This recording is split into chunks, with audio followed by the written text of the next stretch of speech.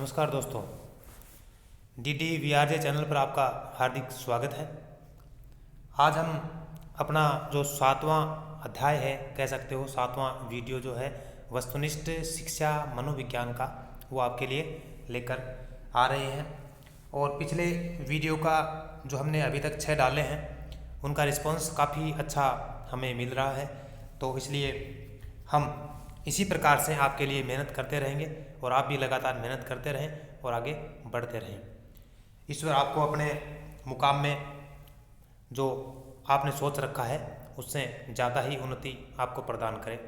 तो वीडियो को लाइक करें, शेयर करें, सब्सक्राइब करें चैनल को और कमेंट ज़रूर करें। जैसे ही प्रश्न आपके सामने प्रस्तुत होता है, वो प्रश्न जो है उसके आंसर जो है आपके जहन में जिस प्रकार से बढ़ते हैं, आपने पढ़ रखा है तो उसके हिसाब से आपको अपना मूल्यांकन भी करना है। और ये वस्तुनिष्ठ प्रश्न जो एक बार मैं आपको वापस बता दूं, फर्स्ट ग्रेड है, सेकंड ग्रेड है, थर्ड ग्रेड है, सभी शिक्षक भर्ती प्रतियोगी परीक्षाओं के लिए बड़े ही महत्वपूर्ण उपयोगी हैं। ठीक है, तो चलते हैं आज के इस अपने वीडियो की तरफ। आज का जो पहला प्रश्न अपना है वो है, निम्नलिखित में से कौन सी शिक्षा मनोविज्ञान की प्राचीनतम विधि है? मतलब पुरानी विधि कौन सी है? ये हेडमास्टर 2021 में प्रश्न पूछा गया है। तो एक लिखा है इसमें, पहला ऑप्शन है अंतः दर्शन, दूसरा है तुलनात्मक विधि, तीसरा है विकासात्मक विधि और जीवन इतिहास विधि। 4 ऑप्शन है, तो थोड़ी सी चर्चा इस पर बनती है। मतलब शिक्षा मनोविज्ञान जो है उसकी प्राचीनतम जो विधि है वो है अंतर्दर्शन विधि, और इस विधि को आत्मनिरीक्षण विधि के नाम से भी जाना जाता है। इसका दूसरा नाम आत्मनिरीक्षण विधि भी है। इस विधि में स्वयं के व्यवहार का अवलोकन किया जाता है, मतलब अपने आप को जानने के लिए आत्मनिरीक्षण विधि जो है वो काम में ली जाती है। तो इसका ऑप्शन कौन सा सही हो जाएगा? पहला, अंतर्दर्शन विधि। अगला जो प्रश्न है वो है बाल मनोविज्ञान संबंधित है। तो इसमें ये थर्ड ग्रेड 2013 में प्रश्न पूछा गया है। बाल मनोविज्ञान किससे संबंधित है? तो विकासात्मक अवस्था से, बिल्कुल सहमत है, इस बात से संबंधित है। बालक की सामाजिक अंतःक्रिया से, इससे भी सहमत है। परिपक्वता एवं आनुवंशिक प्रभाव से, इससे भी, ये सभी इसको प्रभावित करने वाले कारक हैं। तो ये उपयुक्त सभी, इसका जो आंसर है वो सही हो जाएगा। अगला जो प्रश्न आपका वो कहता है, राष्ट्रीय शैक्षिक अनुसंधान एवं प्रशिक्षण परिषद ने बुद्धि के शिक्षण के लिए कौन सा विभाग खोला है? ठीक है, तो फर्स्ट ग्रेड हिंदी 2014 में ये प्रश्न पूछा गया है। और इस का आंसर जो है, मैं कह रहा हूँ आप सभी बच्चे जो इस बात को सुन रहे हैं, जो देख रहे हैं, समझ रहे हैं, वो इसका आंसर दे सकते हैं। पहला ऑप्शन है श्रम एवं रोजगार विभाग। अगला जो है वो है मनोविज्ञान विभाग। अगला है राष्ट्रीय भौतिक विभाग, और लिखा है उपयुक्त में से कोई नहीं। मतलब बुद्धि शिक्षण के लिए ये बात मनोविज्ञान की पूछी जा रही है आपसे, तो इसका उत्तर कौन सा होना है? मनोविज्ञान विभाग, दूसरा ऑप्शन इसका सही है। अगला जो प्रश्न है वो है, निम्नलिखित में से कौन सी समस्या शिक्षा मनोविज्ञान के क्षेत्र में आती है? ये सेकंड ग्रेड 2011 में पूछा गया है। तो कौन सी समस्या ऐसी है जो शिक्षा मनोविज्ञान के क्षेत्र में आती है? तो पहले ले रखी है शिक्षकों की अनुपस्थिति, ये नहीं आती। शिक्षा के गिरते स्तर, ये भी नहीं आता। विद्यालय में बच्चों की कमी, ये भी नहीं आता। और शैक्षिक पिछड़ापन। तो लास्ट वाला ऑप्शन जो है राइट आंसर होगा इसका, चौथा। अगला जो प्रश्न है उसकी चर्चा करते हैं आपके साथ। छात्र के असामान्य व्यवहार के अध्ययन के लिए निम्नलिखित में से किस प्रणाली का प्रयोग सही है? असामान्य व्यवहार किसी बच्चे का जो है उसका अध्ययन आपको करना है, तो नीचे जो चीज़ें लिखी हुई हैं उसमें से कौन सा प्रयोग सही रहेगा? ये थर्ड ग्रेड टीचर एग्जाम 2006 में पूछा गया है। तो पहला ऑप्शन है अंतर्दर्शन या अंतर्दर्शन कह सकते हो। दूसरा है व्यक्ति इतिहास प्रणाली का, और समाजमिति प्रणाली का, और विकासात्मक प्रणाली का। यदि असामान्य व्यवहार बच्चे के यदि हैं तो उस असामान्य व्यवहार के लिए आपको व्यक्ति इतिहास प्रणाली जो है वो सर्वोत्तम प्रणाली होती है। दूसरा ऑप्शन जो है वो इसका सही हो जाएगा। अगला प्रश्न है, निम्न में से कौन सा एक वाद शिक्षा मनोविज्ञान नियम पर आधारित है? कौन सा वाद है? जैसे इसमें आदर्शवाद दे रखा है, प्रकृतिवाद है, प्रयोगवाद है, इनमें से कोई नहीं। तो कौन सा वाद जो है शिक्षा मनोविज्ञान के नियम पर आधारित है? तो आदर्शवाद तो नहीं है, प्रकृतिवाद है, प्रयोगवाद ये भी नहीं है। तो प्रकृतिवाद जो है ये शिक्षा मनोविज्ञान के नियम पर क्या है? आधारित है। तो ये राइट आंसर हो जाएगा प्रकृतिवाद।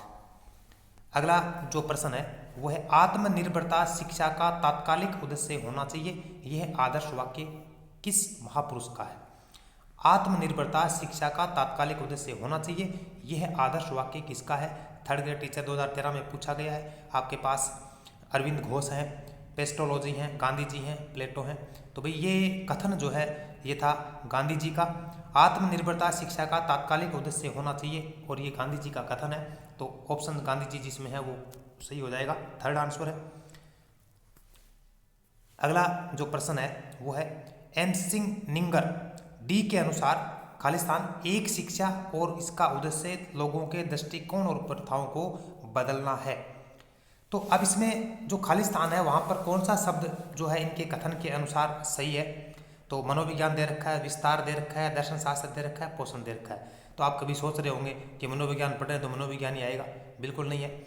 यहाँ इनका कथन था विस्तार एक शिक्षा है और इसका उद्देश्य लोगों के दृष्टिकोण और प्रथाओं को बदलना है। तो यहाँ पर ऑप्शन आएगा विस्तार। और ये प्रश्न पूछा गया था लैब असिस्टेंट होम साइंस 2022 में।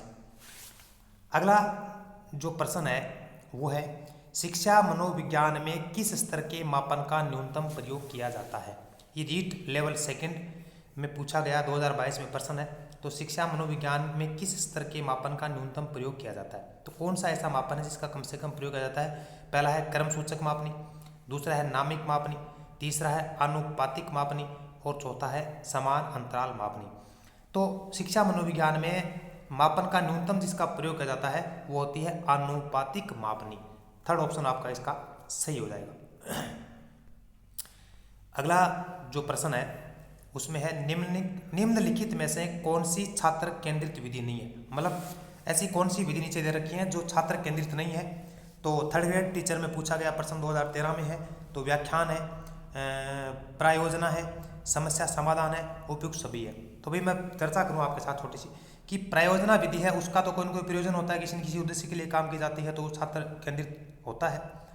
समस्या समाधान विधि, अब समस्या किसी बच्चे की है तो उस बच्चे की समस्या लेनी पड़ेगी तो बच्चा इसमें केंद्र बिंदु हो गया। उपयुक्त सभी है तो उपयुक्त सभी तो इसमें नहीं होगा।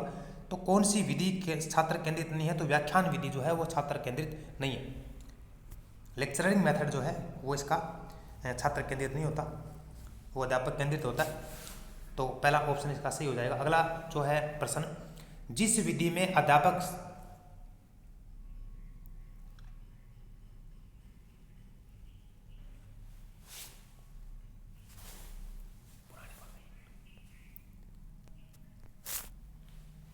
अगला जो प्रश्न है जिस विधि में अध्यापक सक्रिय व बालक निष्क्रिय रहता है। तो थर्ड ग्रेड टीचर एग्जाम 2013 में पूछा गया है जिस विधि में अध्यापक सक्रिय होता है बालक निष्क्रिय होता है वो कौन सी विधि है? तो अवलोकन है, कहानी कथन है, प्रश्नोत्तर विधि है, उपयुक्त सभी है। तो भी अवलोकन विधि में बालक निष्क्रिय नहीं होता, कहानी विधि में बालक निष्क्रिय होता है क्योंकि कहानी केवल बालक को सुनना होता है। प्रश्नोत्तर में भी क्या होता है, दोनों सक्रिय रहते हैं। और उपयुक्त सभी, तो ऑप्शन कौन सा होगा? कहानी कथन विधि जो है उसमें अध्यापक सक्रिय होता है और बालक क्या होता है? निष्क्रिय होता है। प्रश्न नंबर 132 निम्नांकित में से कौन सा उद्देश्य शिक्षा के सामाजिक उद्देश्यों के अंतर्गत नहीं आता? ये थर्ड ग्रेड टीचर एग्जाम 2013 में प्रश्न पूछा गया है। तो क्या पूछा गया है कि नीचे जो लिखे हुए हैं उनमें से कौन सा उद्देश्य शिक्षा के सामाजिक उद्देश्य के अंतर्गत नहीं आता है? तो पहला ऑप्शन है सामाजिक कौशलों का विकास करना, ये तो आता है।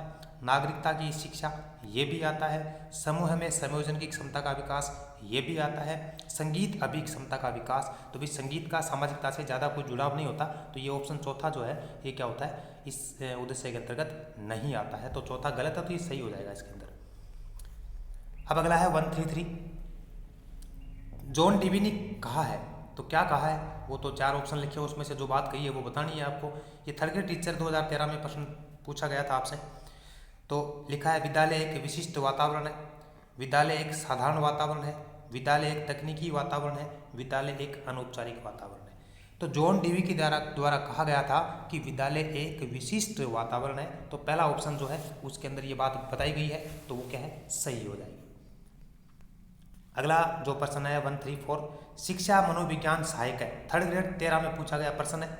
तो शिक्षा मनोविज्ञान किस चीज़ में सहायक है? स्वयं को समझने में, बालक को समझने में, मिश्रण विधियों के चयन में, संपूर्ण शैक्षिक प्रक्रिया से। तो भी बातें थोड़ी सारी सही हैं पर सबसे ज़्यादा सटीक जो सही चीज़ है वो है संपूर्ण शैक्षिक प्रक्रिया। तो चौथा इसका सबसे ज़्यादा राइट आंसर बनता है। तो चौथा इसका सही हो जाएगा। अगला जो प्रश्न है 135, आधुनिक शिक्षा मनोविज्ञान का अनुप्रयोग आधारित है। मतलब वर्तमान में जो शिक्षा मनोविज्ञान चल रही है उसका अनुप्रयोग किस पर आधारित है? थर्ड ग्रेड टीचर 2013 में प्रश्न पूछा गया है।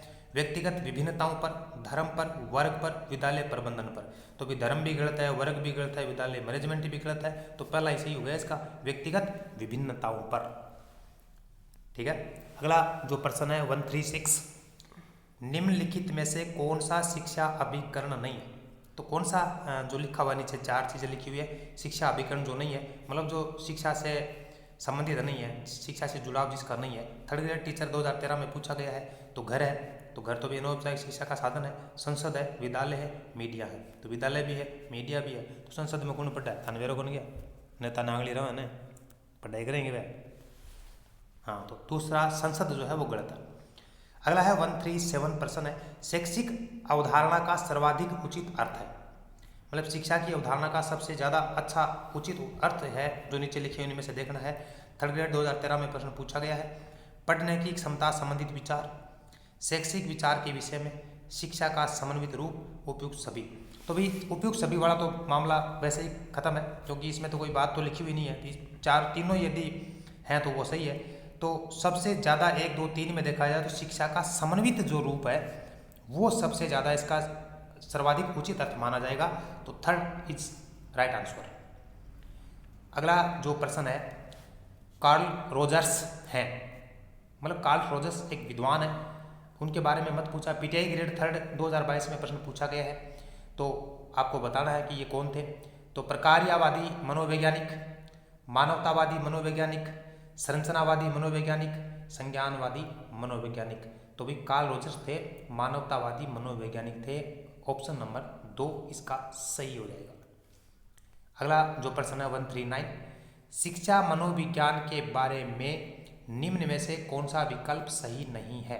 आपको गलत छटनी करनी है। सेकंड ग्रेड 22 में पूछा गया प्रश्न है, तो गलत कौन सा है? 3 सही है, 1 गलत है। और बात यहाँ पर ये बता दूँ आपको कि ये प्रश्न जो है 2022 में जब पूछा गया तो इसके अंतर्गत बड़ी ही विडंबना ये आ गई, क्योंकि इसमें जो ऑप्शन 4 डाले गए हैं, ये चारों के चारों ऑप्शन जो है शिक्षा मनोविज्ञान के बारे में ही है।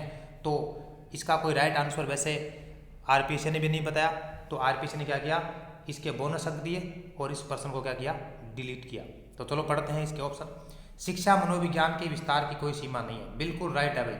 आपको गलत पूछा ना, तो ये सही है। शिक्षा मनोविज्ञान की अध्ययन विधि गुणात्मक परिमाणात्मक दोनों है, तो ये भी सही है। गुणात्मक भी होती है, परिणाम भी, मतलब क्वांटिटी क्वालिटी दोनों होती है, ये भी सही है। शिक्षा मनोविज्ञान का दूसरा नाम विकासात्मक मनोविज्ञान है, तो ये भी सही है। शिक्षा मनोविज्ञान शिक्षक को प्रभावशाली बालकों व मानसिक रूप से मंद बालकों दोनों को समझने में सहायक है, तो ये भी सही है। इको मतलब क्या होगा, आंसर पूरा का पूरा चारों का चारों सही ही। इनमें कोई उत्तर कौन बता सका? तो भाई इम न तो मैं 1 बताऊं, न 2 बताऊं, न 3 बताऊं, न 4 बताऊं, मतलब चारों का चारों सही ही। तो अब वो प्रश्न हो है डिलीट। अब चला आप अगले प्रश्न पर। अगला प्रश्न है, व्यवहार में रिक्त स्थान है परिवर्तन वृद्धि है। ये सेकंड ग्रेड संस्कृत डिपार्टमेंट 23 और फर्स्ट ग्रेड होम साइंस 22 में प्रश्न पूछा गया है। तो व्यवहार में रिक्त स्थान परिवर्तन वृद्धि है, मतलब व्यवहार में मात्रात्मक परिवर्तन वृद्धि है या गुणात्मक परिवर्तन वृद्धि है या संज्ञानात्मक परिवर्तन वृद्धि है या मनोगत्यात्मक परिवर्तन वृद्धि है। तो व्यवहार में मात्रात्मक परिवर्तन क्या होती है, वृद्धि होती है। तो मात्रा में यदि आपके परिवर्तन आ रहा है तो ही वो क्या मानी जाएगी, वृद्धि मानी जाएगी। तो पहला ऑप्शन क्या इसका राइट आंसर है। ठीक है। तो अभिवृद्धि मात्रात्मक होती है, जैसे वजन है, लंबाई है, चौड़ाई है, क्योंकि मात्रात्मक है। ठीक है। तो भाई ये आज के अपने 20 प्रश्न जो हैं वो हम आपके लिए लेकर आए हैं। इसमें एक प्रश्न जो था 139 का, जिसमें कोई ऑप्शन बनता नहीं था। क्यों नहीं बनता था? क्योंकि चारों के चारों ऑप्शन जो हैं उसमें सही डाले हुए हैं। आपके विचार से उसमें कौन सा आंसर बनता है आप कमेंट में देने का प्रयास करें। ठीक है। तो मिलते हैं आपसे अगले वीडियो में, तब तक इसको देखते रहें, समझते रहें और हमारे वीडियो का आनंद लेते रहें। चैनल को सब्सक्राइब करें, वीडियो को लाइक करें, कमेंट करें, शेयर करें और आप अपना प्यार जो है हमारे ऊपर ऐसे ही बनाए रखें। ठीक है। खुश रहें, मस्त रहें, स्वस्थ रहें। धन्यवाद।